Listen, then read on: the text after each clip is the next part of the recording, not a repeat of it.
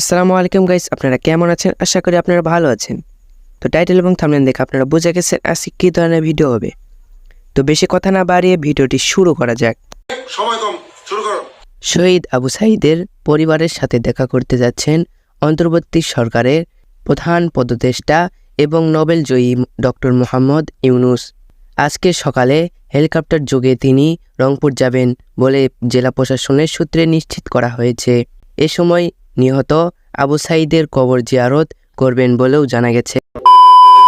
এর আগে বৃহস্পতিবার বিমানবন্দরে ডক্টর মোহাম্মদ ইউনূস আবু সাঈদের কথা স্মরণ করে আবেগাপ্লুত হয়ে পড়েন। তিনি বলেন, এই সময়ে আবু সাঈদের কথা মনে পড়ছে, যে আবু সাঈদের ছবি বাংলাদেশের প্রতিটি মানুষের মনে গেঁথে আছে। এটা কেউ ভুলতে পারবে না।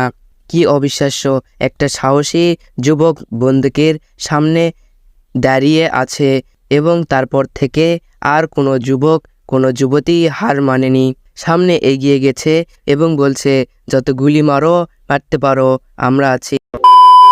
উল্লেখযোগ্য বৈষম্য বিরোধী কোটা সংস্কার আন্দোলনে বেগম রোকেয়া বিশ্ববিদ্যালয়ের অন্যতম সমন্বয়ক ছিলেন আবু সাঈদ। গত 16 জুলাই বিশ্ববিদ্যালয়ের সংলগ্ন পার্ক মোড়ে পুলিশ, ছাত্রলীগ, যুবলীগের সঙ্গে শিক্ষার্থীদের সংঘর্ষ হয়। এ পর্যায়ে পুলিশের গুলিতে নিহত হন তিনি।